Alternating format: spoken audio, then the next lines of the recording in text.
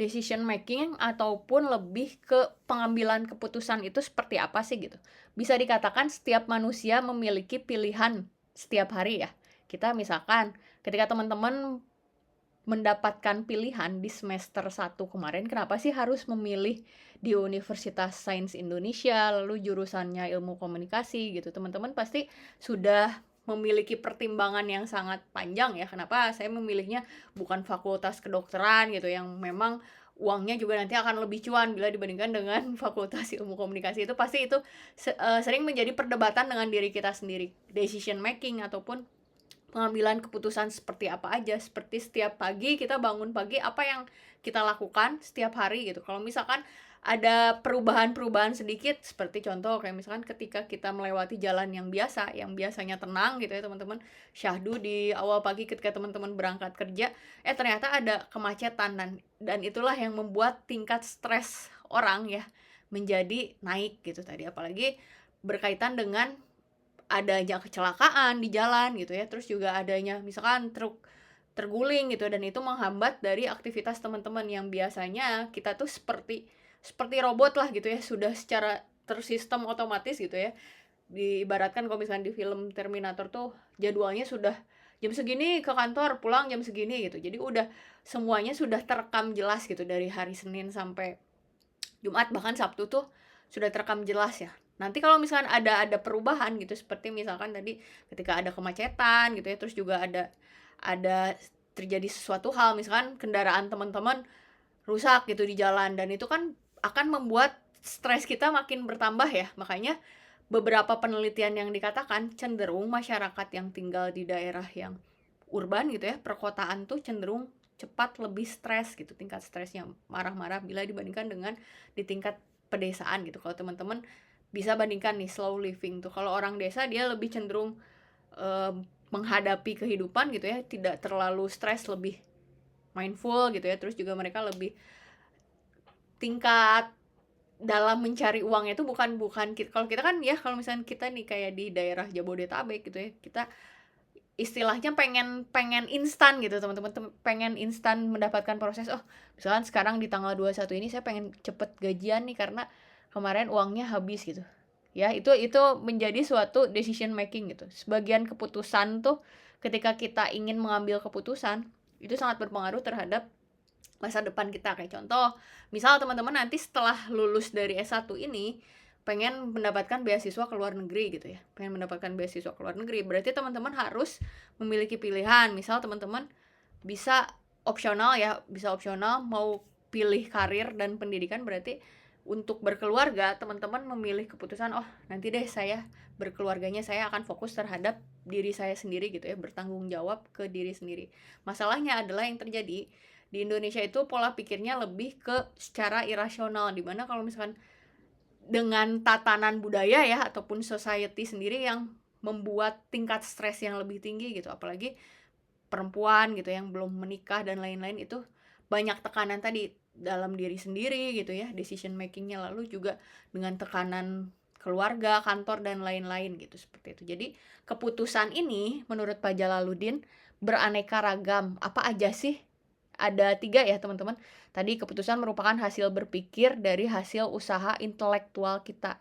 Ketika kita mengambil suatu keputusan, tadi kenapa saya ngambil fakultas ilmu komunikasi bila dibandingkan dengan prodi yang lain, karena saya ingin menekuni bidang ilmu komunikasi, misal khususnya terhadap di komunikasi bisnis gitu. Saya ingin membangun sebuah perusahaan ataupun startup gitu, yang dimana bisa, saya tidak ingin bekerja lagi dengan orang lain, tapi saya ingin menjadi bos gitu di dalam hidup kita sendiri gitu teman-teman ya. Sedangkan kalau misalkan yang kedua adalah keputusan selalu melibatkan pilihan dari berbagai alternatif. Tadi yang saya contohkan, ketika teman-teman memilih karir dan pendidikan gitu, berarti teman-teman akan mengesampingkan beberapa pilihan hidup yang lain, misal seperti berkeluarga, atau ketika teman-teman bekerja di jauh ya, jauh dengan tempat tinggal orang tua, teman-teman merantau gitu. Apalagi sekarang kan trennya bekerja di luar negeri gitu ya teman-teman, yang mendapatkan prestis yang lebih tinggi gitu, dan juga gajinya lebih tinggi, dan itu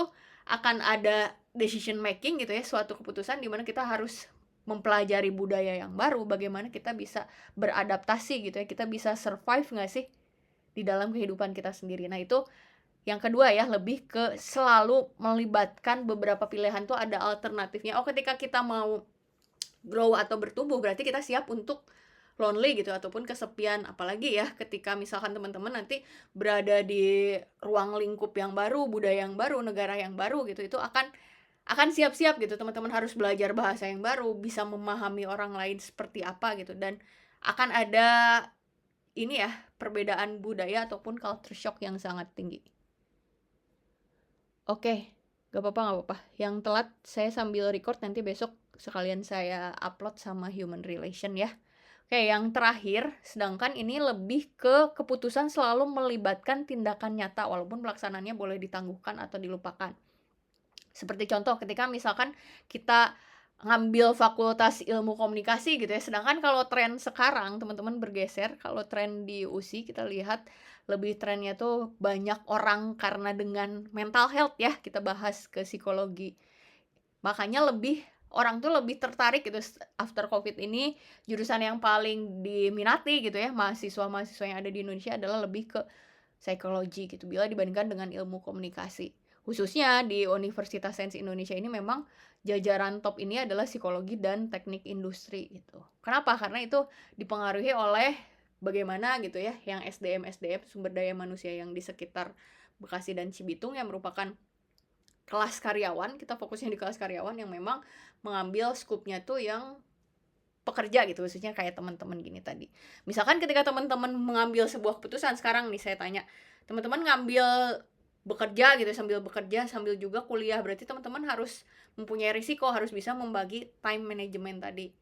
Antara saya mengerjakan tugas kayak hari ini tapi males gitu. Nah, itu adalah suatu perdebatan dengan diri kita sendiri, antara mau ditangguhkan tadi atau mau dilupakan, saya enggak ini deh, tidak mengerjakan tugas deh, bodo amat deh.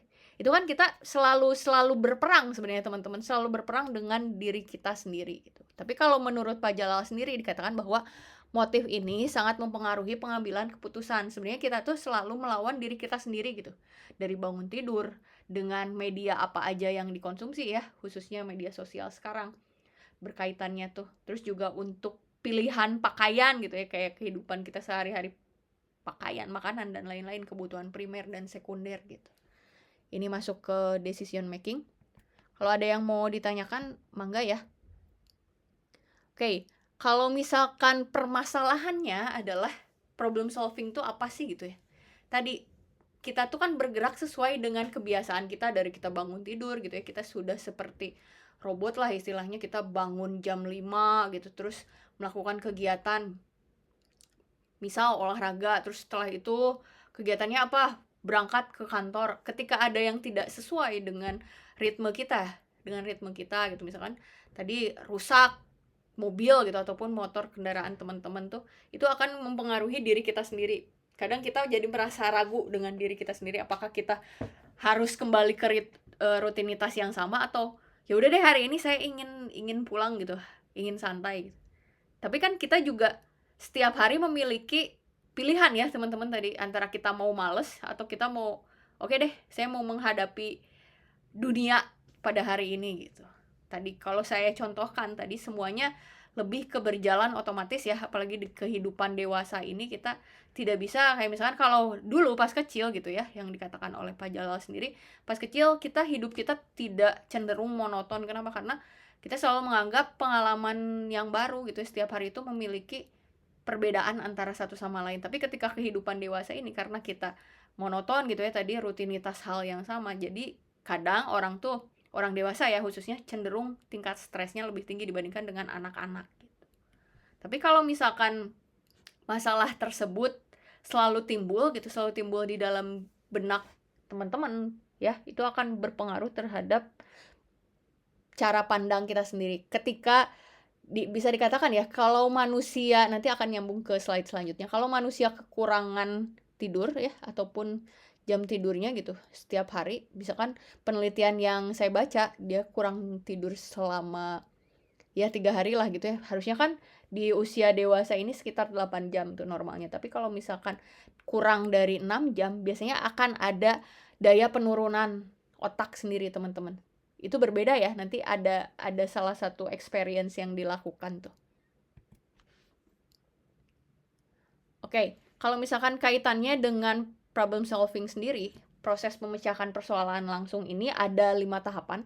Sebenarnya ini akan terus berkembang ya teman-teman, ini setiap individu ini akan berubah, cuman dicontohkan dalam buku psikologi komunikasi dari Pak Jalal sendiri ada 5 tahapan gitu. Nah tadi misalkan yang pertama adalah kaitannya lebih ke peristiwa perilaku yang bisa dihambat ini karena adanya sebab-sebab tertentu. Mula-mula akan mengatasinya dengan pemecahan yang rutin gitu. Kayak contoh ketika misalkan kita menghadapi masalah di dalam kehidupan kita sendiri, misal teman-teman stres di dalam aktivitasnya gitu, pilihannya dua, teman-teman mau lanjut gitu ya, lanjut kerja atau mau istirahat dulu gitu buat tubuh kita sendiri gitu. Karena kan yang menentukan kehidupan kita sendiri adalah diri kita sendiri gitu. Ketika kita memaksa gitu ya teman-teman, memaksakan sesuatu kehendak yang secara rutinitas, enggak deh gue pengen seperti ini nih level up-nya di tahun, apalagi sekarang nih 2026, tapi nggak ada salahnya juga untuk mencoba buat istirahat deh minimal dalam sebulan gitu ya, ada sebulan tuh ada me time, kayak misalkan apa yang disukai oleh teman-teman gitu. Karena kalau misalkan kita selalu mengikuti ritme ya, karena kan dari tingkatan society sendiri, dari masyarakat tuh tingkat stresnya tuh sangat tinggi tadi di dalam budaya kita tadi, antara perbedaan ini ya, perbedaan cara pandang, ada kaum tradisionalis dan juga kalau misalkan kaum modern yang mempunyai privilege gitu teman-teman, kayak misalkan berkaitan dengan kasus Aureli gitu ya, melalui bukunya di Broken String kita lihat ternyata adanya kasus tersebut, kasus Aureli itu sudah lama dibicarakan di media sendiri, tapi pada saat itu ya masyarakat tuh belum terlalu aware gitu berkaitan dengan pelecehan seksual, apalagi child grooming ya, dimana memang pelaku gitu masih dibela oleh masyarakat. Nah berbanding kebalikan sekarang keadaannya, kayak contohnya sekarang lebih banyak orang yang menghujat si Robi gitu dibandingkan dengan Aureli sendiri, karena kan sudah viral gitu ya, sudah viral fenomena tersebut, dan juga orang masyarakat khususnya lebih ke merasa simpati terhadap Aureli gitu teman-teman. Kalau dulu memang isu tentang pelecehan seksual tuh belum terlalu seterbuka sekarang teman-teman gitu ya. Misalkan yang dikatakan oleh Aureli, dia lupa kan yang ketika dia diwawancarai oleh wartawan berkaitan dengan kasusnya, dia sampai lupa gitu si korbannya. Tapi apa yang dilakukan oleh Robi tersebut ya, misalkan kan tidak disebutkan nama inisialnya, itu cuma disebutkan Bobby. Tapi kenapa kok bisa tersulut emosi gitu dari pelaku tersebut? Oh berarti ada yang salah nih dari sisi psikologinya. Kalau misalkan kita bandingkan ya di yang tahapan yang kedua ini, Anda mencoba menggali memori Anda untuk mengetahui cara apa saja yang efektif pada masa lalu. Kalau kita bandingkan nih teman-teman, ketika kita menghadapi permasalahan di masa lalu ya, misal ketika teman-teman kalau zaman dulu mungkin SD, permasalahan yang paling bikin stres adalah tidak bisa menyelesaikan PR matematika. Tapi kalau misalkan di dalam kehidupan dewasa ini teman-teman, yang paling stres adalah bagaimana ternyata kita tuh tidak diajarkan cara menyimpan uang seperti apa gitu ya di dalam sekolah dasar, SD, SMP, SMA, sampai perkuliahan pun tidak ada yang mengatakan bagaimana how to invest your money gitu. Ada beberapa influencer yang kalau teman-teman tahu ya, yang YouTube-nya dia katakan tidak, saya nggak akan sebut nama lah, ada yang gak usah bekerja dan lain-lain, ternyata kan dia jadi investasi bodong gitu. Nah kadang-kadang pengalaman yang masa lalu tadi, misal kasus binomo ini, jadi orang Indonesia tuh gampang membandingkan dengan orang lain dan ingin kaya dengan proses yang sangat instan tadi. Ketika sebenarnya ini kan udah seperti investasi bodong ya, koperasi bodong dan lain-lain. Ini sudah sering terjadi, tapi kadang-kadang selalu masyarakat khususnya di dalam menghadapi permasalahan tuh selalu berlarut-larut lah istilahnya tuh. Sudah dijelaskan misalkan pada saat kasus binomo ya, jadi gak mungkin lah maksudnya ketika investasi tuh bisa langsung cepat gitu grow-nya teman-teman. Tapi kan selalu ada aja yang percaya gitu berkaitan dengan permasalahan kita untuk invest tuh dengan cara yang gampang gitu. Nah sedangkan kalau misalkan yang tahapan ketiga ini, Anda akan mencoba seluruh kemungkinan pemecahan yang pernah Anda ingat, yang dapat Anda pikirkan. Ini tuh lebih ke penyelesaian mechanical solution dan trial and error gitu teman-teman. Kenapa? Contohnya adalah ketika kita menghadapi permasalahan, misal berkaitan dengan komunikasi organisasi nih, kita menghadapi bos yang toksik gitu. Kita akan mencoba diam gitu, trialnya gitu, percobaannya kita diam. Lalu misalkan itu tidak efektif gitu, apa yang harus kita lakukan? Misal ternyata di leadernya gitu ya, di leader di perusahaan itu dia lebih ke melakukan misal gitu ya, melakukan pelecehan seksual. Apa yang harus dilakukan? Kita harus melapor terhadap pihak SDM. Nah, ketika misalkan melapor ke pihak SDM tidak terselesaikan, solusinya apa yang harus dilakukan? Ada plan selanjutnya. Oh, kita mencoba misalkan di X ya, ataupun di media sosial yang lain kita viralkan gitu. Nah, itu kan akan adanya percobaan-percobaan tersebut ya, beberapa planning itu akan menghasilkan dampak yang berbeda gitu. Inilah yang disebut dengan mechanical solution ataupun uji coba trial and error. Ini akan berlanjut tadi ya, dikatakan yang saya katakan tadi, akan ada eksperimen yang sudah lalu, sebenarnya udah jadul pisan teman-teman. Gimana seorang simpanse ya pada saat kelaparan tuh diberikan pisang, tapi dia tidak diberikan alat gitu untuk mengambilnya tuh. Jadi agak jauh gitu teman-teman, di dalam satu ruangan tuh simpansenya. Nanti saya kasih videonya.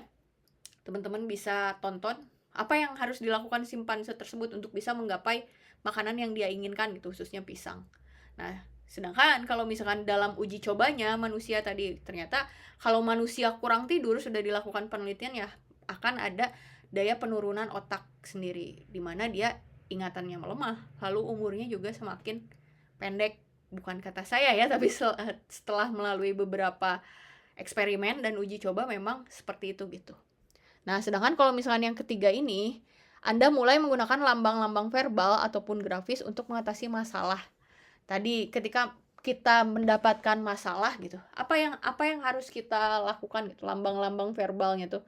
Apakah kita harus sekarang ya lebih ke afirmasi positif diri sendiri? Kita lebih ke memahami komunikasi antar pribadi gitu dengan diri kita sendiri. Itu mencari lambang-lambangnya ya, mencari lambang verbal. Terus kita misalkan mencari video YouTube yang berkaitan dengan saya ingin mencintai diri saya sendiri. Misal ketika teman-teman mengalami pengalaman putus gitu, ternyata saya belum menyayangi dengan diri saya sendiri gitu, makanya mencari konten-konten yang serupa gitu, seperti itu. Nah, kalau misalkan setelah mendapatkan jawabannya teman-teman jauh lebih tenang gitu, caranya yang paling efektif misalkan afirmasi diri sendiri, terus juga lebih ke self talk, lalu journaling gitu ya, itu akan jauh lebih merasa lega gitu, istilahnya let it go lah, the day will be past gitu ya, istilahnya permasalahan apapun pasti juga akan terselesaikan sendiri gitu. Tapi ketika kita misalkan condongnya stres gitu ya, terus merasakan diri sendiri itu selalu menyalahkan diri kita sendiri, terus juga ini lebih ke kenapa sih saya, kalau bahasa Sundanya mungkin lebih ke kaduhung tuh, ini ya, saya kenapa nggak kayak gitu sih, ada merasa kayak menyesal gitu, saya harusnya kayak gini gitu. Padahal sebenarnya pengalaman yang telah lalu gitu ya teman-teman, kita harus belajar untuk melepaskan sesuatu hal yang tidak terlalu mengikat gitu. Ya contohnya adalah kalau di dalam psikologi komunikasi lebih ke bagaimana how to handle your stress tadi, untuk tidak burn out, untuk tidak bisa menjadikan misalkan ketika kita menjadi seorang leader, kita nggak boleh NPD gitu ya, terus nggak boleh menjadi orang yang ketika dikritisi tidak mau dan avoidant gitu. Kalau misalnya teman-teman tahu, mungkin itu beberapa attachment style yang berbeda setiap orang sesuai dengan pola perilaku pada masa lalu, masa kecil gitu ya, terus juga ketika dia sudah dewasa menanggapi permasalahan tersebut seperti apa gitu. Sedangkan kalau misalkan yang kelima, lebih ke ini tadi, yang lebih ke eksperimen simpanse yang akan teman-teman tonton ya, ini lebih ke pengalaman AHA tadi. Analoginya gini, kayak misalkan teman-teman lebih seneng dijelaskan tentang pemikirannya tuh disederhanakan gitu ya, analogi itu disederhanakan, pemikiran sederhana. Sedangkan kalau misalkan kita lihat dari pola pikir deduktif versus induktif gitu ya, kalau deduktif lebih ke dominan angka, dibuktikan tuh. Kalau misalkan induktif lebih ke pengalaman manusianya tuh seperti apa gitu. Oke, next selanjutnya. Nah, Teman-teman, sebelum saya melanjutkan, saya akan share dulu ini ya. Share dulu berkaitan dengan video yang tadi sudah saya jelaskan dari Kohler simpanse. Sebentar. Makasih sayang. Siapkan sahur berenergi Milo.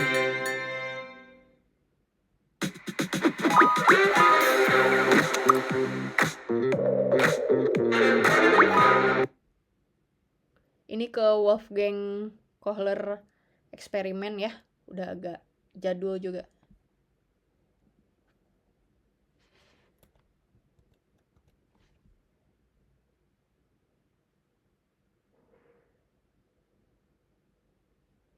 Ini mungkin tidak terlalu kelihatan ya teman-teman. Simpanse ini disimpan di suatu ruangan, dia ada pisang yang digantung, lalu diletakkan beberapa box nih. Simpanse ini kan sedang kelaparan. Nah, beberapa ilmuwan gitu menemukan bahwa simpanse ini terus berusaha untuk mendapatkan pisang tersebut sampai dia menyusun kotak-kotak yang ada di sekitarnya untuk bisa didapatkan pisang tersebut gitu. Kenapa misalkan kaitannya dengan ilmu psikologi komunikasi gitu? Karena seseorang yang menginginkan sesuatu gitu ya, pasti dia akan berusaha untuk secepat mungkin untuk bisa mendapatkannya. Contoh tadi kayak simpanse ini, dimana dia disimpan di dalam keadaan yang lapar, dia bisa berpikir untuk mendapatkan pisang tuh dengan secepat mungkin tadi. Ini kan diletakkan boxnya tuh secara random ya teman-teman. Jadi memang eksperimen ini tuh agak-agak lama karena kan uji cobanya terhadap hewan dulu nih. Uji cobanya terhadap hewan ini sudah lumayan jadul juga teman-teman, belum lahir sih juga, belum lahir di tahun sekitar 1960-an gitu. Ternyata ditemukan bahwa simpanse ini memiliki akal gitu, bisa dia menumpukan kardus-kardus tersebut, bukan kardus ya, kayak lebih ke kayu-kayu lah, kayu-kayu di sekitarnya untuk bisa diambil pisangnya. Nah, sedangkan kalau eksperimen yang kedua ini pisangnya disimpan di kayak jeruji gitu ya, terus juga diletakkan salah satu tongkat untuk dia bisa ngambil pisang tersebut. Tapi ini jauh lebih sederhana sih eksperimennya bila dibandingkan dengan eksperimen pertama. Kalau ini dia memanfaatkan tongkat untuk bisa mengambil pisangnya gitu. Semoga teman-teman bisa memahami ya cuplikan dari video dari Kohler Experiments sendiri. Oke, saya lanjut lagi. Oke, kalau misalkan yang dibandingkannya tuh tadi bisa teman-teman terlintas ya, dianalogikan, disederhanakannya tuh kayak ketika misalkan kita berhubungan dengan manusia gitu. Misal kita menjalin hubungan dengan orang tua lah. Kenapa sih tiba-tiba mama saya kok tersinggung ya? Saya ngomong apa sih gitu. Itu kan yang dilakukannya berbeda ya, treatmentnya tiap keluarga masing-masing. Ada yang ketika dia marah, ada yang silent treatment gitu. Ada yang ketika marah tuh ngomong gitu ya, misalnya itu lebih ke perempuan biasanya, ngomong sebentar gitu keluar kata-katanya baru lega gitu. Sedangkan kan berbeda, ada beberapa tipe, bahkan lebih kalau ke gender biasanya laki-laki tuh lebih cenderung dia ada yang memendam juga, yang silent treatment. Ada juga yang langsung mengutarakannya gitu. Inilah yang disebut dengan le bisnis ataupun pengalaman AHA ataupun lebih lazim dengan insight solution. Tadi kalau misalkan teman-teman bisa relatekan dengan eksperimen simpanse tersebut, kan dibuat dua ya. Tadi dimana pisangnya disimpan di atas dan ditumpukan ada beberapa balok-balok kayu yang dilakukannya tuh. Oh, ternyata dia memiliki akal, simpanse tersebut bisa mengetahui gitu. Cara tercepat untuk mengambil pisangnya adalah dengan menumpuk kayu-kayu tersebut. Sedangkan kalau eksperimen yang kedua, dia lebih ke pisangnya agak disimpan di jeruji besi lalu diberikan tongkat, ternyata simpanse tersebut bisa memiliki akal gitu. Tongkatnya disatukan dan diambil pisang tersebut. Nah, kalau untuk selanjutnya ini lebih ke faktor-faktor yang mempengaruhi proses pemecahan masalah tuh apa aja sih? Yang pertama ya, kurangnya motivasi gitu untuk mengalahkan perhatian. Dalam hal ini adalah lebih ke fleksibilitas tadi. Anak yang semangat gitu ya pada saat dia ulang tahun, ini dikatakan oleh Pak Jalal sendiri, seringkali tidak dapat membuka pita bingkisan gitu, saking terlalu excitednya.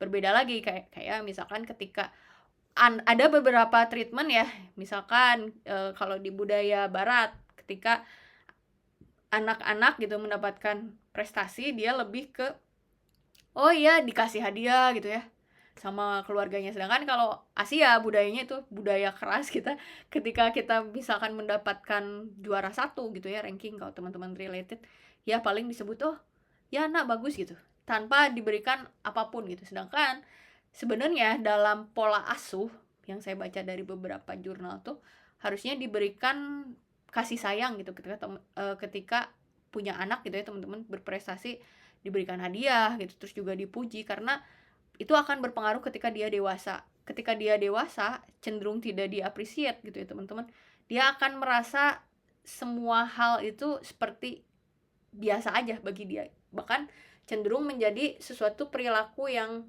negatif tadi, dengan dia tidak bisa mengutarakan pendapatnya gitu ya di dalam organisasi. Nah itu yang menjadi suatu permasalahan yang membudaya ketika memiliki pola asuh yang buruk ya. Sedangkan kalau misalnya kita lihat dari budaya barat, dia lebih cenderung ke memberikan kasih sayang tuh dengan sentuhan yang secara nonverbal seperti dipeluk dan lain-lain. Mau anaknya walaupun tidak berprestasi ya teman-teman, tapi tetap disupport gitu. Sedangkan kalau yang kedua ini, kepercayaan yang salah gitu, seperti menyesatkan. Kayak contohnya gini deh, selalu dielu-elukan gitu ya di dalam standar budaya di Indonesia, bila kita kaitkan dengan psikologi komunikasi gitu, orang yang punya uang pasti hidupnya jauh lebih bahagia gitu teman-teman. Tapi kan nggak juga ya, ada beberapa orang, misalnya kita lihat di daerah Yogyakarta deh, dengan UMR yang sangat sedikit, tapi dia merasa hidupnya tenang-tenang aja gitu ya, terus juga tidak ada permasalahan yang membuat dia stres. Padahal sebenarnya kalau misalnya kita lihat dengan kacamata kalkulator budaya barat gitu ya, sebenarnya beberapa warga ini bisa dikatakan ya, kalau dari BPS kan dikatakan nilai angka kemiskinan ini di Indonesia kalau menurut BPS, Badan Pusat Statistik, 30.000 itu masih belum dianggap miskin, kecuali di bawah 30.000. Nanti teman-teman coba searching ya, sekarang standarnya sudah naik atau enggak. Berarti kalau teman-teman yang mengeluarkan spending uang lebih sehari gitu ya, 50-100 bisa dianggap kaya gitu. Nah jadi di dalam ini apa sih kaitannya tuh? Kerangka rujukan yang cermat menghambat efektivitas pemecahan masalah. Kayak seperti contoh tadi, di Indonesia gitu ya, lebih orang banyak berpikir caranya tuh lebih ke irasional. Ketika misalkan dia tidak punya uang, dia masih bisa ada simpenan, pinjam ke warung gitu ya, bisa pinjam ke orang gitu, dan itu jadi tidak bertanggung jawab terhadap dirinya sendiri gitu, cenderung untuk menolak lah, saya orangnya memang seperti ini, saya tidak ingin berubah gitu.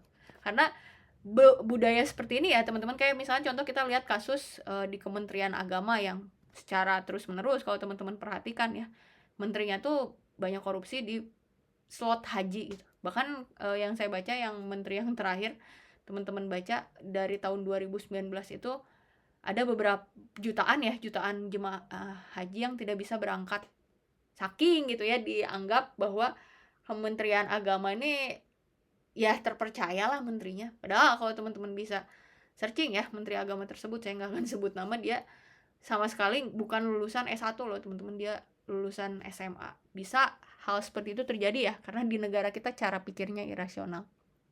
Nah, ketika menghambat efektivitas ini, tadi orang Indonesia cenderung percaya dengan agama gitu, tanpa melihat dengan skill dia, perilaku dia seperti apa, lalu pengalaman seperti apa.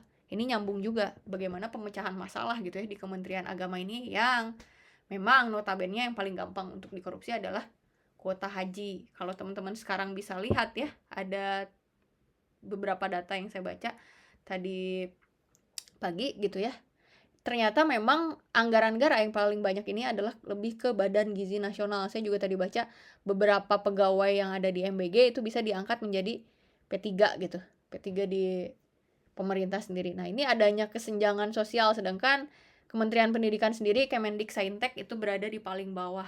Seharusnya di rezim sekarang harus sudah aware, tapi kan ini terus menerus menghambat gitu, pemerintah sendiri cenderung menghambat, masyarakat nggak usah dipinterkan lah gitu, asumsinya tuh seperti itu. Jadi lebih ke menyesatkan aja. Kalau misalnya teman-teman baca ya, ada waktu coba baca buku Animal Farm George, itu seru untuk dibaca, related.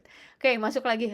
Ini lebih ke yang ketiga, faktornya adalah kebiasaan untuk kecenderungan ya mempertahankan pola pikir tertentu. Kayak contoh, kita lebih percaya di dunia YouTuber ya, khususnya lebih ke genre horor, animisme, dinamisme gitu. Sedangkan kalau misalnya kita lihat televisi di Jepang gitu ya, dia di jam prime time 18 sampai 21 gitu ya. Seperti saya sudah katakan, itu lebih ke acara edukasi. Kalau di kita apa sih yang menghambat itu sebenarnya adalah dari media, pemerintah, stakeholder yang berkaitan gitu ya, teman-teman ya. Ini yang menimbulkan ada regret mental set. Jadi ini lebih ke kebiasaan tertentu dan dipertahankan lah untuk masyarakat Indonesia ini bisa bodoh seterusnya gitu. Nah, itu seperti itu. Dan juga kalau misalkan kita hanya melihat permasalahan tersebut ya, kenapa sih misalkan teman-teman berpikir kenapa ya masyarakat Indonesia ini dibuat bodoh gitu. Kalau kita lihat dari beberapa sisi sih sudah cenderung ya, dari zaman Orde Lama bahkan sampai sekarang juga setelah reformasi tidak ada yang signifikan gitu kalau kita lihat. Tapi setelah kita hanya memikirkan kalau cuman dari pola sisi yang lain ya gitu ya, cuman satu pola sisi, tapi kalau kita berpikir lagi secara berpikir kritis gitu, ternyata oh Indonesia ini bila dibandingkan dengan negara South Asia gitu ya yang paling rendah minat bacanya gitu ya teman-teman ya. Ini adalah adanya fleksibel mental set tadi. Jadi merasa ya udahlah orang Indonesia pasti bodoh gitu. Tapi sebenarnya tidak juga teman-teman gitu ya, kalau teman-teman berpikir seperti itu. Karena memang pola pikirnya tadi, pola pikir secara instan masyarakat Indonesia tuh dia yang dilihat adalah kebudayaannya, dia memakai barang-barang branded gitu ya. Kalau kita lihat dari psychology of money gitu, hanya melihat dari sesuatu barangnya aja, ngejudge orang sukses tuh tanpa dia melihat background pendidikan dan apa-apa gitu. Makanya banyak influencer yang kayak yang seperti saya bilang itu kayak disebut scam lah untuk kuliah tuh. Nah, itu yang disebut dengan regret mental set tadi. Jadi mempertahankan pola pikir ya udah deh satu aja, yang mending nikah muda dan lain-lain tanpa berpikir gitu selanjutnya tuh kehidupan tuh akan seperti apa gitu. Oke, sampai sini ada yang mau ditanyakan? Nah, lanjut ya. Jadi kalau teman-teman kalau ada yang mau bertanya silakan. Kalau ada yang mau bertanya silakan, jangan sampai takut untuk bertanya. Sebentar, aduh, salah pencet nih.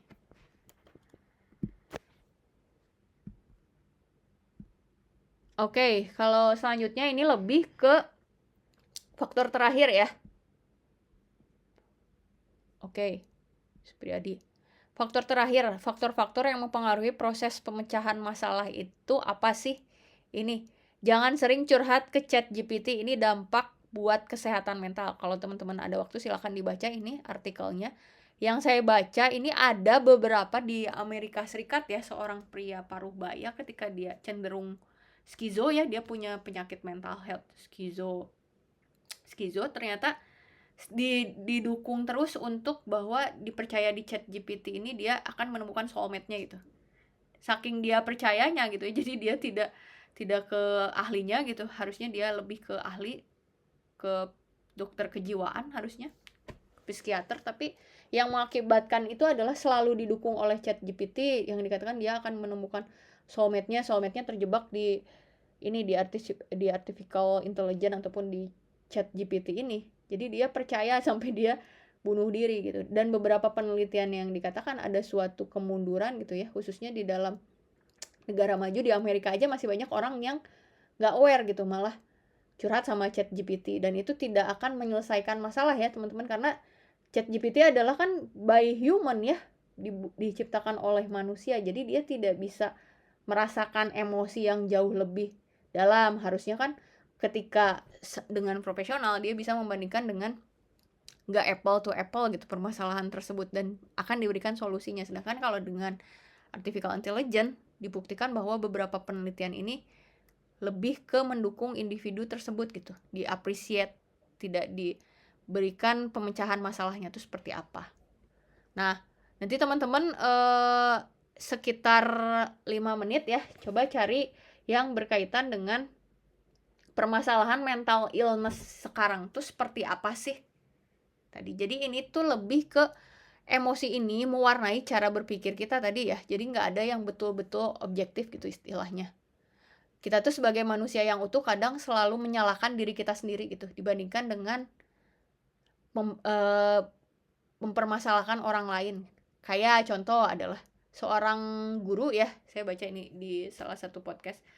Seorang guru tuh selalu mengajarkan untuk rendah hati gitu ya, tidak boleh sombong. Sebenarnya gak masalah juga teman-teman untuk sombong gitu ketika teman-teman akan nge-branding diri teman-teman, misal gitu ya, ketika dapat nilai mata kuliah A mau diposting di sosmed, is okay gitu. Kalau teman-teman mau niatnya kan untuk appreciate terhadap diri sendiri ya. Kalau mungkin ada yang berpikir bahwa itu sombong, sebenarnya nggak masalah juga karena kita menghargai diri kita melalui proses belajar.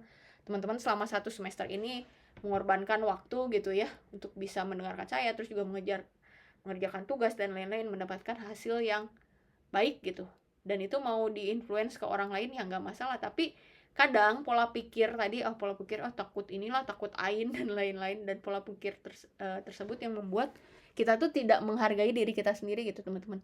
Makanya akan menarik energi yang orang gitu ya, yang cenderung dia rendah diri gitu, akan menarik orang-orang yang toksik ketika kita, saya tekankan lagi, ketika kita menyayangi diri kita sendiri ya, menyayangi diri kita sendiri gitu, seutuhnya udah berdamai dengan diri sendiri gitu ya, dengan orang tua dan lain-lain, hubungan interpersonal gitu, pengalaman masa lalu yang membuat kita trauma gitu, dan let it go.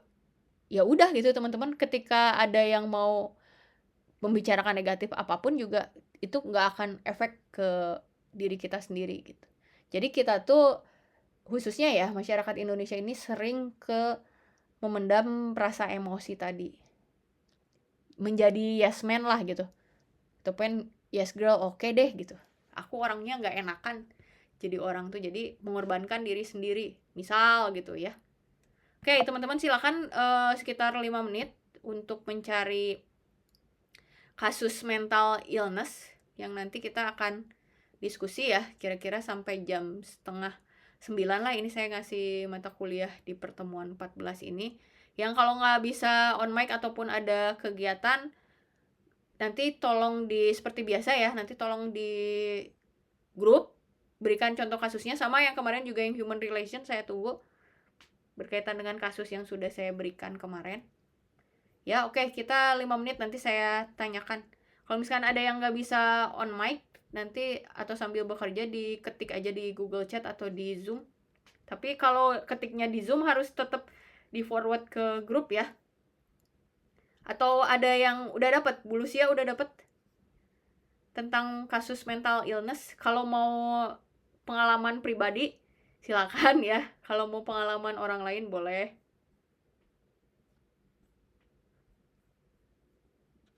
Vivi? Ibu izin, Boleh, Vi. dari berita atau dari jurnal, Bu, via jurnal? Dari jurnal aja. Oke, Ya. makasih, Bu. Ya. Udah dapet, Vi? Belum, Ibu mau cari. Oh iya. Oke, ada yang mau duluan? Sebelum ditunjuk, saya Kalau sambil dari absen ini ya. boleh, Bu. Pengalaman pribadi. Kalau dari ini boleh, Bu, dari kasus nyata. Dari kasus pengalaman pribadi. Ya boleh lah. Boleh lah kalau mau berbagi. Aman. Oke, Bu. Saya sambil absen ya, teman-teman.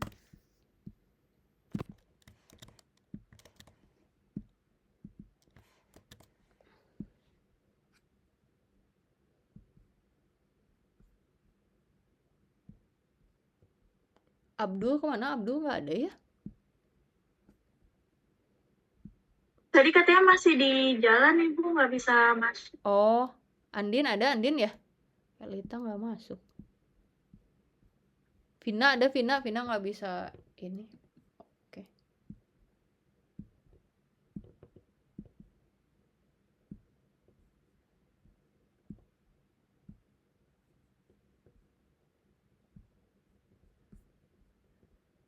Oke, yang kelas pagi Dava ada. Nadia nggak ada ya? Puja, Suhaida.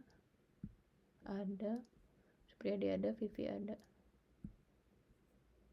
Oke, silakan siapa yang mau duluan, teman-teman?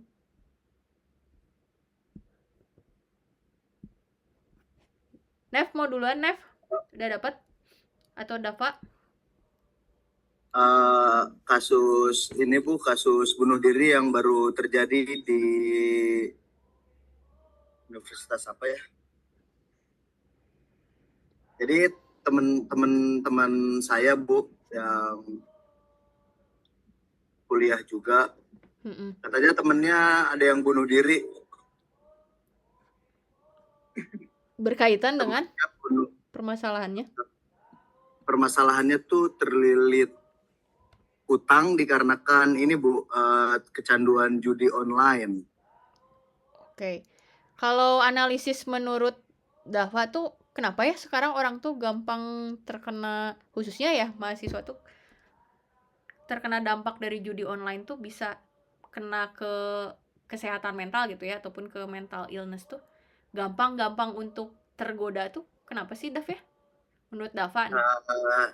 Menurut saya ini kan dari kasus ini ya Bu, dari kasus mahasiswa Universitas Juanda, Bogor. Teman saya yang di sana, yang pertama kan emang perantau juga dari Sukabumi apa ya kalau nggak salah. Terus gimana ya Bu ya? Karena pergaulan juga, faktor lingkungan juga, jadilah si mahasiswa ini apa ya, punya kecanduan gitu ya. Jadi kecanduan awalnya ya karena coba-coba dari judi online, terus kehabisan dana mungkin, lalu mulai pinjol entah yang legal atau yang ilegal, yang mengakibatkan ya terus dipres sama si perusahaan dari kolektor perusahaan tersebut gitu masing-masing, yang mengakibatkan ya mungkin stres atau gimana ya Bu, nggak bisa kabur kemana-mana, yang namanya juga mahasiswa, yang akhirnya kemarin informasinya bunuh diri. Oke, wah mengerikan ya, memang dari dampak judi online ini gak hanya Gen Z aja sih, tapi memang banyak yang terkena dari pinjol gitu ya, istilahnya jadi pinjol karena kan kalap mungkin ya. Saya juga tertarik sih neliti itu, tapi memang agak-agak riskannya tuh itu sih, ketika kita wawancara dengan seorang penjudi kadang dia selalu ngerasa denial gitu, enggak kok saya bukan seorang penjudi gitu, ini stress relief saya, istilahnya main game gitu ya, main game seperti itu. Tapi memang kasusnya sekarang gitu ya, kasus mental illness ini dampak dari judi online sebenarnya nggak hanya terhadap diri kita sendiri gitu yang dirugikan, tetapi ke hubungan interpersonal gitu ya, khususnya keluarga yang harus mengemban dari hutang tersebut ya. Ngeri ya kalau misalnya kita lihat berkaitan dengan judol sendiri. Memang ada kampanye yang dilakukan oleh Kominfo sama Gojek kalau teman-teman baca gitu, tapi memang belum terlalu signifikan karena belum ada ruang khususnya gitu ya. Harusnya ada psikolog ataupun psikiater yang bisa menemani dari orang-orang yang kecanduan judi online itu sih.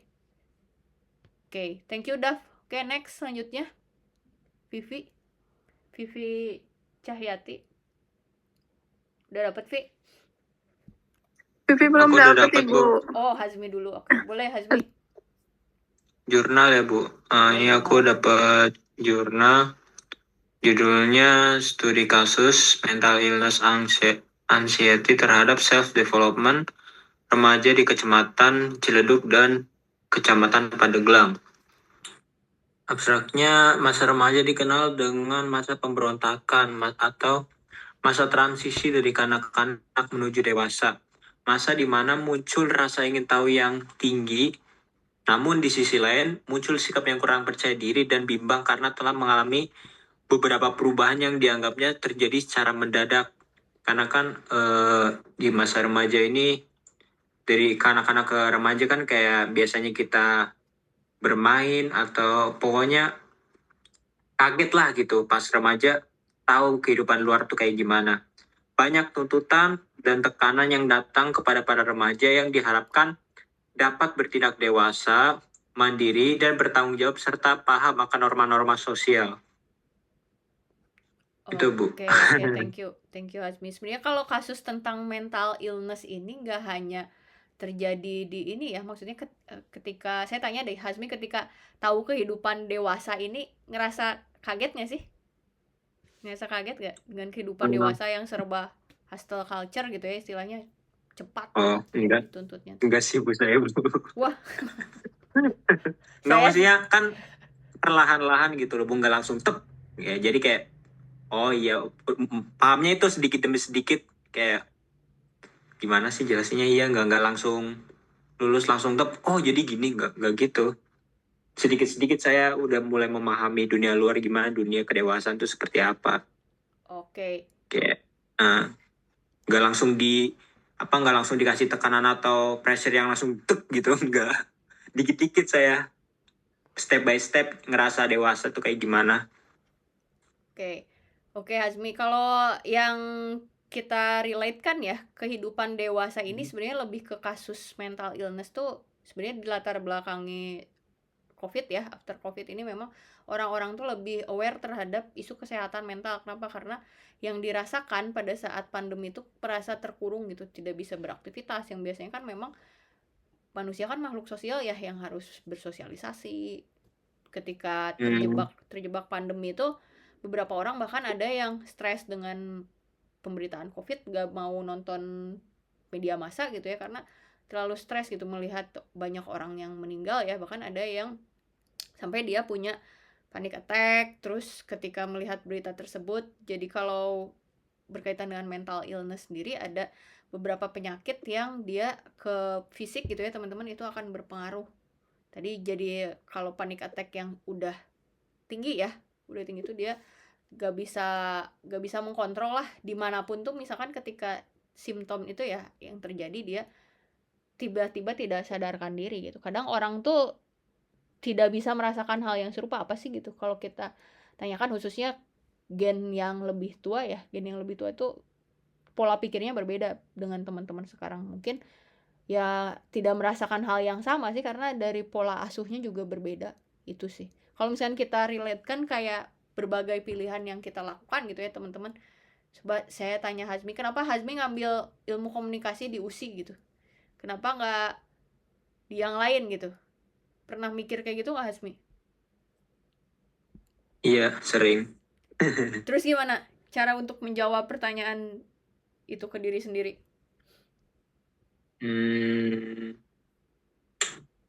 Karena pertama nggak mau pusing. Jujur ya, jujur. Yang kedua mungkin iya itu, emang soalnya kan waktu itu sempat kayak wah aku mau ambil arsitek atau gimana, kan kayak kalau dilihat-lihat ternyata pusing juga ya, apalagi sambil kerja gitu. Ya udahlah, karena kerjanya marketing gitu, kayaknya komunikasi nyambung-nyambung aja gitu, sama biar nggak pusing aja sih udah gitu. Oke. Berarti tidak ingin mengambil jalan yang sulit gitu ya? Iya. Oke, ini masuk juga terhadap decision making. Oke, thank you Hazmi. Next, selanjutnya mau siapa? Vivi Cahyati. Vivi deh Bu, udah nemu. Boleh Vi. Izin ya Ibu, punya Vivi dapat dari jurnal, judulnya Penggunaan Media Sosial yang Sehat untuk Mencegah Adanya Gangguan Mental Illness. Di sini disebutkan gangguan mental yang dimaksud itu bisa berupa kecemasan, depresi, rendahnya self-esteem, gangguan tidur, dan body image. Berdasarkan latar belakang inilah, menganggap perlunya untuk memberikan pemahaman dan pengetahuan mengenai pentingnya kesehatan mental dan pengguna media sosial yang sehat di kalangan remaja khususnya Bu. Oke. Itu. Menurut Vivi itu berpengaruh nggak sih penelitian itu?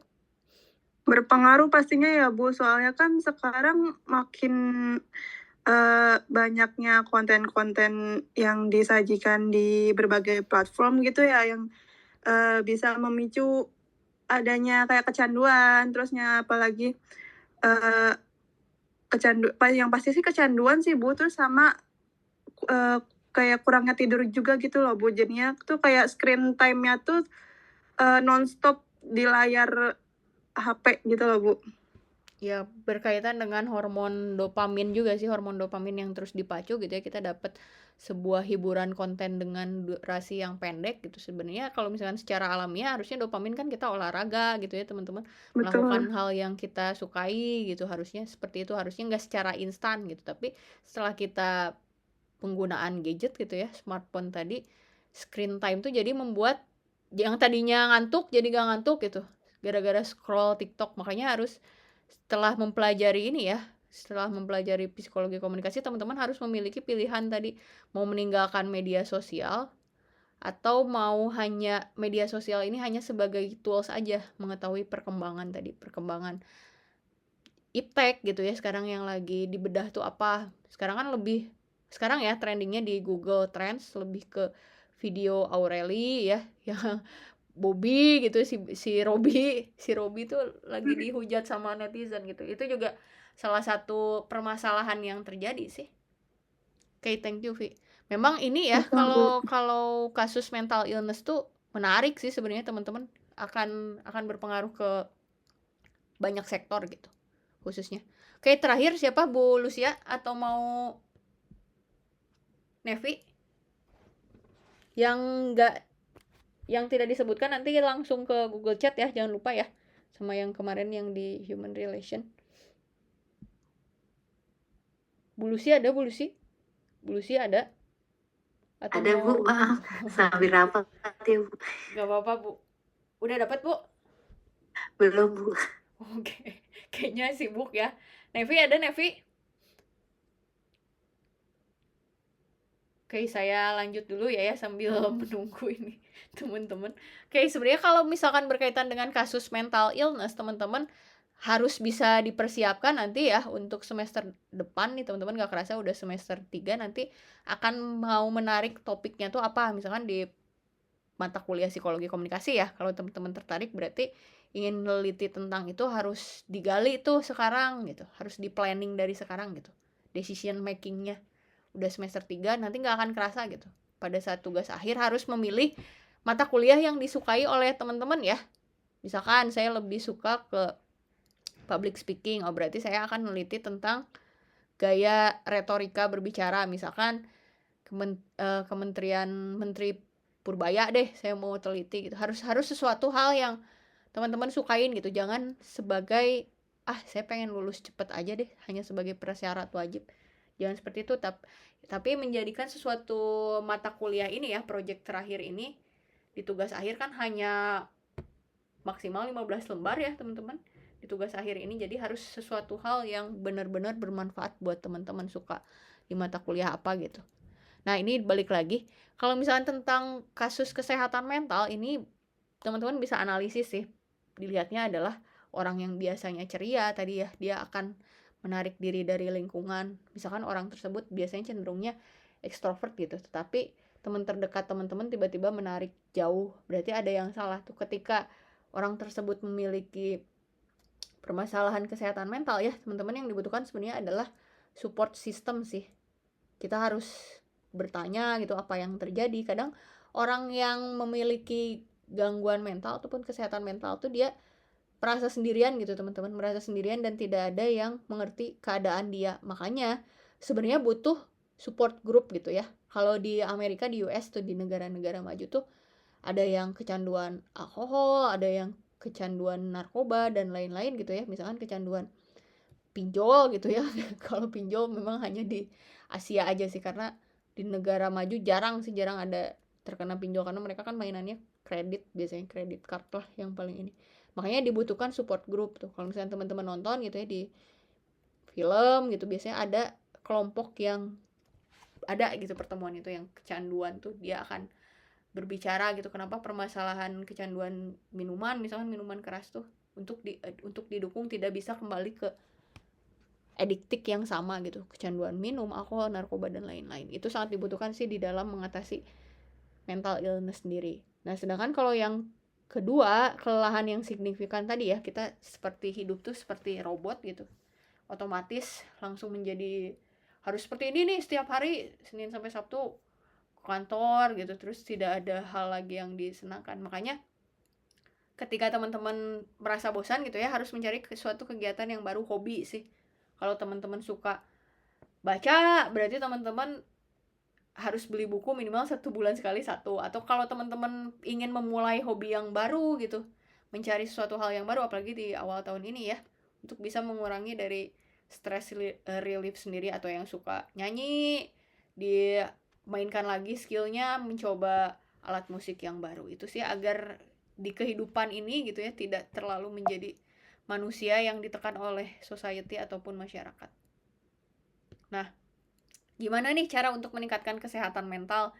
Yang pertama, kalau misalnya teman-teman merasa, oke Nev, adik kelas Nevi di sekolah mental illness ini terjadi karena bermula adanya bullying.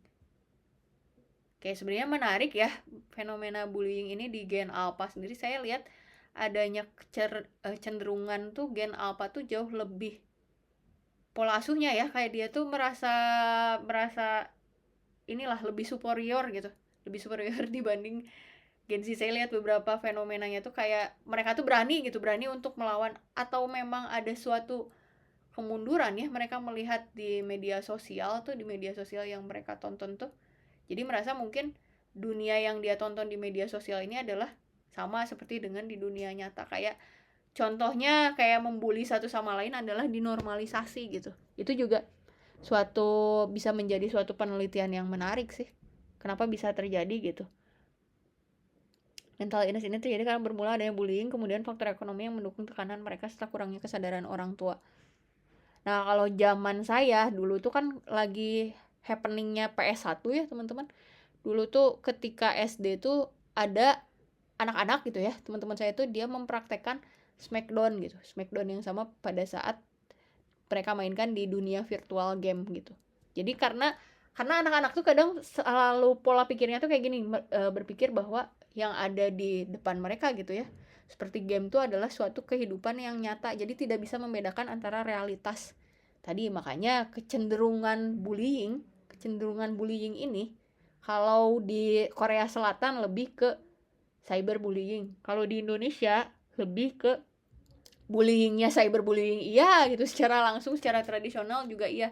Dan itu berdampak terhadap individu tersebut gitu ya. Dia menjadi self esteem yang rendah diri. Terus juga ketika dia mencapai kehidupan yang dewasa, dia tidak berani untuk mengutarakan pendapatnya karena merasa ditekan oleh masyarakat untuk menjadi pribadi yang pendiam gitu. Jadi dia tidak bisa mengutarakan perasaannya sendiri gitu. Itu harus melalui beberapa eksperimen ya. Kayak saya juga penasaran sih, pengen bikin penelitian berkaitan dengan gen alpha ya teman-teman. Fenomena sekarang banyak yang speech delay gitu, yang saya katakan tuh banyak yang speech delay. Terus juga ketika ingin bersosialisasi tuh gitu ya, anak-anak yang speech delay ini adanya pola asuh yang salah gitu. Nanti bisa teman-teman coba baca ya kalau misalkan ada artikelnya. Ini memang banyak. Terus juga kalau kita relatekan di teman-teman baca berita sekarang, angka pernikahan ini di 2014 sampai ke 2026 ini mulai menurun gitu trennya.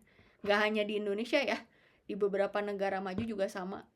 Kenapa gitu? Karena sekarang orang-orang lebih ke bertanggung jawab terhadap dirinya sendiri. Kalau dulu trennya di tahun 80, 90 ya, tidak ada pilihan lain tuh untuk menikah gitu, karena kebahagiaan yang paling penting adalah memiliki, melanjutkan keturunan dan lain-lain. Kalau sekarang fenomenanya kita lihat ada yang child free ya, dia tidak ingin punya anak gitu. Itu tergantung terhadap pola pikirnya sendiri. Jadi tidak bisa menyalahkan, harus seragam gitu. Warga Indonesia di 2045 dikatakan bahwa akan menghasilkan generasi yang emas.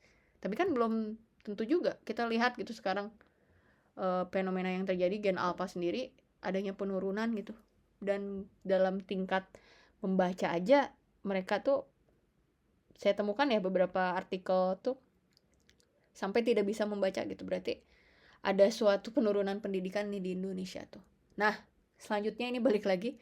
Yang kedua adalah kalau misalnya ada hal yang terjadi, misal teman-teman merasa tidak baik-baik saja, lebih baik ke terapi psikolog ya, didiagnosis dulu sama psikolog. Lalu kalau misalkan ada kecenderungan misalkan untuk dirujuk ke psikiater. Sebenarnya pakai BPJS juga bisa, karena teman-teman isu kesehatan mental ini sangat penting ya. Jangan sampai setelah mempelajari ini malah gak apa-apa kok saya gitu. Bahkan beberapa penelitian mengatakan bahwa harusnya kita tuh check in gak hanya kesehatan fisik ya, tapi kesehatan mental juga 6 bulan sekali itu kita harus wajib ke psikolog gitu. Nah, yang kedua adalah biasanya meditasi. Kalau misalkan meditasi itu lebih ke menenangkan diri, teman-teman. Ketika nggak bisa tidur ya, teman-teman akan ada meditasi yang kalau saya sedang mendengar suara pantai untuk bisa mempercepat tidur saya gitu, pola tidurnya. Kalau dulu memang lebih ke cenderung insomnia. Kenapa? Karena di zaman 2013 saya kuliah ya, sama teman-teman polanya begadang gitu ya, kalau usia 20-an tuh. Jadi bisa tidur tuh setelah jam 3, jam 4 gitu. Itu yang sebenarnya tuh buruk ya, dampaknya jangan diikuti seperti itu. Makanya sekarang tuh isu-isu kesehatan mental masyarakat Indonesia udah lebih aware sih. Kalau dulu mungkin dianggapnya hal yang tabu ya. Nah, kalau yang selanjutnya, yang ketiga ini, olahraga dan menjaga kesehatan fisik. Ini tadi sebenarnya related juga, mengurangi penggunaan gadget, terus juga lebih ke kita mendapatkan hormon dopamin secara langsung, bukan hanya secara instan aja.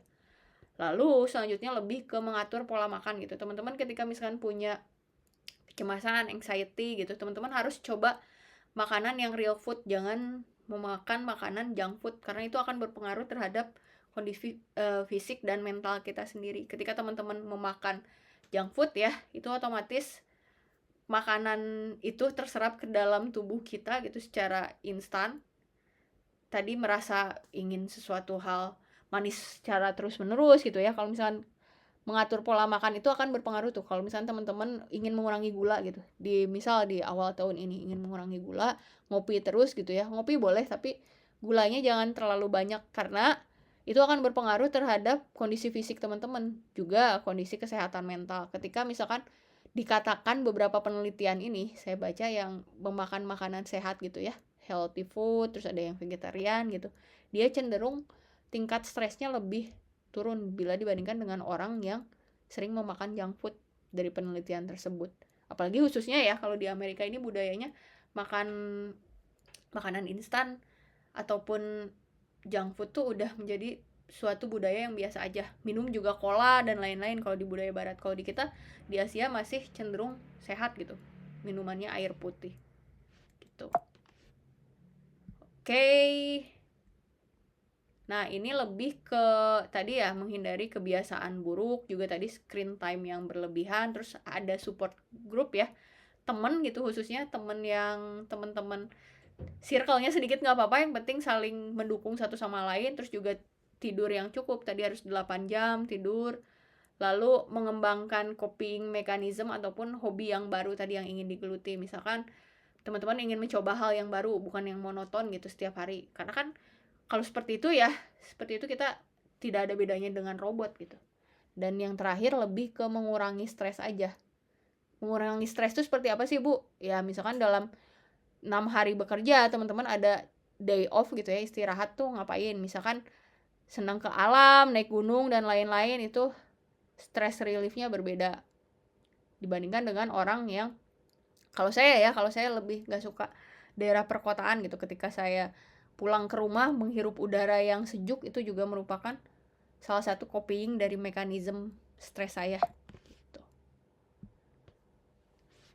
Oke, terakhir ini lebih ke support system teman-teman, yang ini akan mempengaruhi tadi ya, adanya dorongan, harapan, dan rasa percaya diri kita tuh ternyata ada yang mendukung kita tuh, sesuatu hal yang menyenangkan tadi, akan mencegah berbagai macam penyakit ya. Karena kalau misalkan ketika mental kita sedang buruk gitu, itu akan berpengaruh terhadap fisik kita sendiri. Seperti contoh penyakit GERD ya, GERD ataupun MAH itu dipengaruhi oleh tingkat stres yang berlebihan.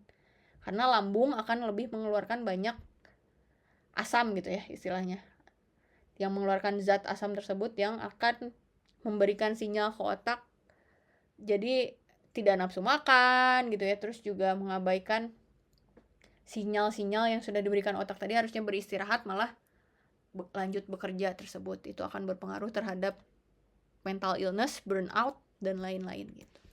Oke, terakhir Ini saya ngambil quotes kalau ada yang udah nonton ya, ini di awal tahun malah jadi memberikan kayak drama nih. Jadi di quotes yang dikatakan oleh Coleman ini di tahun 1974 gitu, teman-teman, takut mungkin melebih-lebihkan kesulitan persoalan dan menimbulkan sikap resah yang melumpuhkan.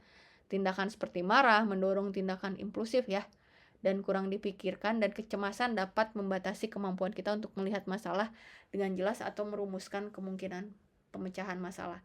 Tadi ketika teman-teman punya kecenderungan gitu ya, marah tuh boleh diungkapkan tapi jangan sampai dipendam gitu, jangan sampai dipendam ataupun menyakiti perasaan orang lain. Kita cenderung hidup di masyarakat Indonesia ya, tidak enakan, rasa tidak enakan, tadi melawan dan lain-lain, cenderung lebih ke memendam gitu perasaan kita sendiri. Kalau yang sudah dipelajari dari psikologi komunikasi tadi, penumpuk sebuah emosi itu akan memberikan tindakan impulsif tadi ya. Jadi antara ego dan super ego itu saling beraduk lah. Jadi lebih ke melakukan sesuatu hal yang negatif tadi, karena kita lebih mengutamakan orang lain dibanding diri kita sendiri. Ya, ini salah satu quotes drama kalau teman-teman nonton gitu ya, ini seru nih. There are many language as there are people.